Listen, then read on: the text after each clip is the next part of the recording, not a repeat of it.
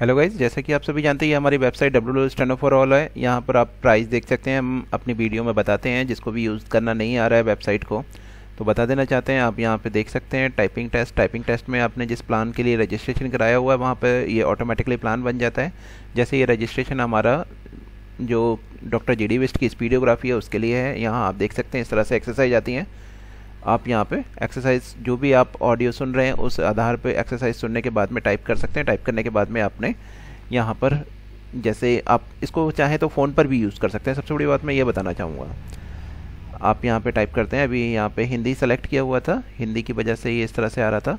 आप कुछ भी टाइप करते हैं इस तरह से टाइप करेंगे। टाइप करने के बाद में आपने सबमिट करना है। सबमिट करने के बाद में आप देख सकते हैं ये आपको कंपेयर करके दे रहा है। आपके जो बराबर में शब्द हैं उन्हीं शब्दों को कंपेयर करके आपका रिजल्ट देता है। यहाँ उसके बाद में आप अंत में इस रिजल्ट को सेव कर सकते हैं। सेव कर देंगे। सेव करने के बाद में आपका रिजल्ट ये सेव रहेगा। आप कभी भी अपना रिजल्ट देख सकते हैं, क्या गलती थी, क्या गलती रही थी, स्पेलिंग क्या थी। कई बार होता है स्पेलिंग आपकी मिस्टेक हो जाती है, तो यहाँ पर आपको बराबर में ही वो शब्द दिखाया जाता है ताकि आपको स्पेलिंग के बारे में अपने पता लग सके। ये ना कि आपने पूरा लिख दिया और लास्ट में आपके एरर दिखा दिया। आप इधर भी देख रहे हैं, इधर भी देख रहे हैं। आप यहाँ देख सकते हैं कि जिस शब्द को लिया जाता है वो वहीं के वहीं इक्वल बराबर में ही एंटर करके दिखाया जाता है। साथ ही यहाँ आपको अन्य फीचर भी मिलते हैं, आपको पता ही होगा। चलिए अपनी डिक्टेशन की ओर आते हैं। जॉब स्टडी मटेरियल आप प्राप्त कर सकते हैं डेली, और जिनको लिए नहीं पता है मैं प्राइस में जाके बता देना चाहता हूँ। प्राइस यहाँ सबको दिया गया है। आप अपने अकॉर्डिंग प्राइस चूज़ कर सकते हैं, प्लान चूज़ कर सकते हैं। MSD करना है, डॉक्टर जी डी बिस्ट की करनी है, कैलाश चंद्रा करनी है, या आनंद आशुलिपि मासिक पत्रिका करनी है। आप देख सकते हैं ये 80 से 100 शब्द प्रति मिनट की गति पर है। उसी आधार पर यहाँ पर आप देख सकते हैं ये आनंद आशुलिपि मासिक पत्रिका 160 शब्द प्रति मिनट की गति पर है। 25 से 30 यहाँ 1 से 30 तक के टोटल वॉल्यूम अवेलेबल है। आप किसी भी वॉल्यूम को जाकर कर सकते हैं। चलिए आज की डिक्टेशन पर आते हैं। रेडी?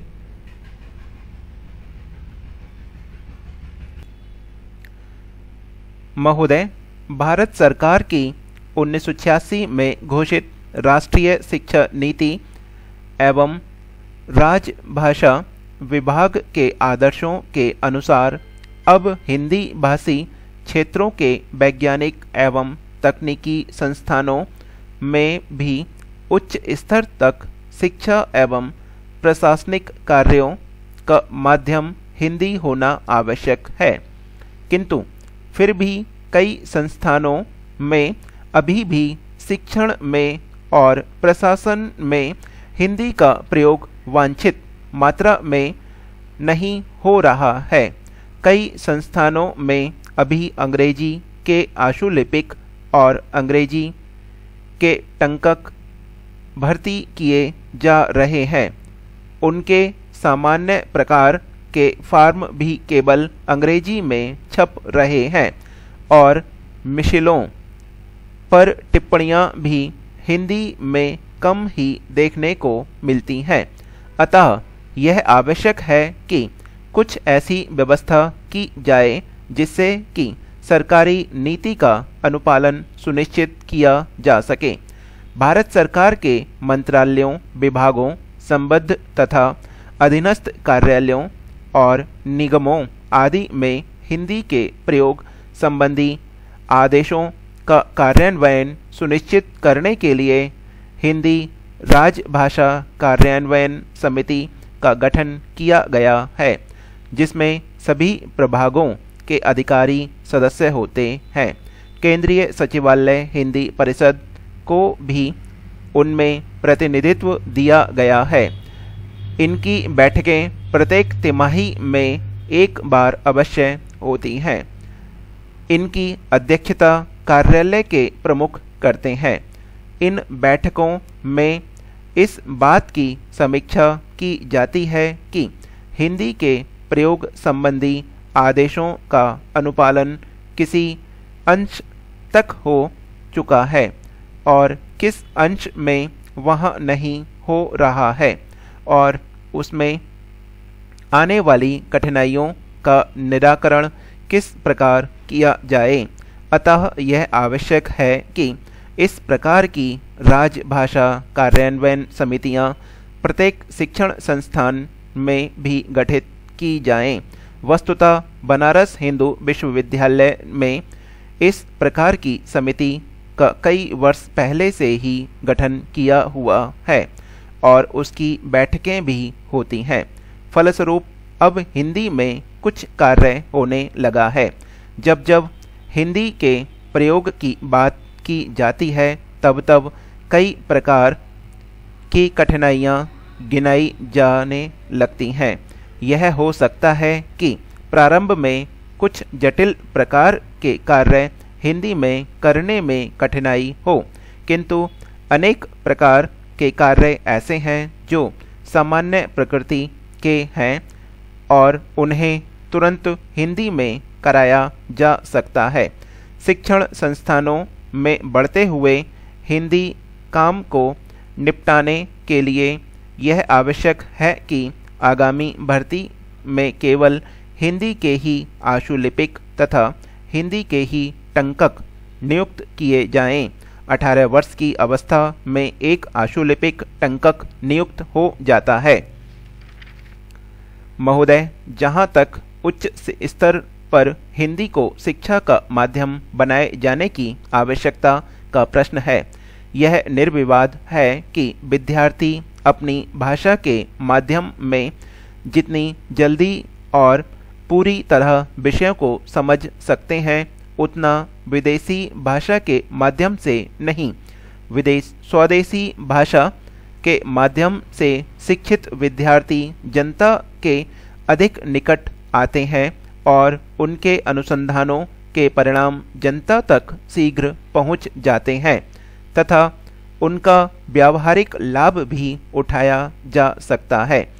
स्वास्थ्य और कृषि विज्ञान की शिक्षा में तो यह तुरंत आवश्यक है, परंतु यह दलील दी जाती है कि पाठ्यपुस्तकों के अभाव में हिंदी माध्यम अपनाना कठिन है।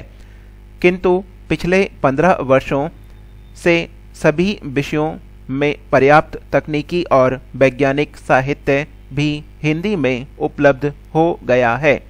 भारत सरकार के सभी मंत्रालयों ने अपने अपने विषयों से संबंधित हिंदी में मौलिक पुस्तकें लिखे जाने के लिए नगद पुरस्कार योजनाएं चालू की हैं, जिनके परिणाम स्वरूप बहुत सा साहित्य हिंदी में लिखा जा चुका है।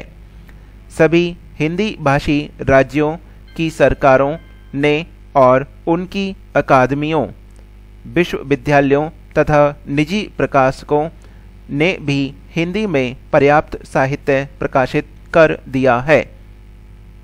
भारत सरकार के केंद्रीय हिंदी निदेशालय ने भी काफ़ी तकनीकी पुस्तकें हिंदी में प्रकाशित की हैं। आवश्यकता इस बात की है कि शिक्षण संस्थान अपने काम के लिए इन स्रोतों से हिंदी पुस्तकों की सूचियां मंगवा लें। फिर यदि किन्हीं विषयों में कुछ पुस्तकों का अभाव हो भी तो भी यदि परीक्षार्थी अंग्रेजी की पुस्तकें पढ़कर हिंदी में परीक्षा देना सरल समझे तो उन्हें यह सुविधा दी ही जानी चाहिए। आरंभ में अध्यापक मिलीजुली भाषा में पढ़ाई कर सकते हैं। जब पुस्तकों की मांग होगी तो लेखक और प्रकाशक और भी अधिक पुस्तकें लिखेंगे और प्रकाशित करने के लिए स्वतः आगे आ जाएंगे।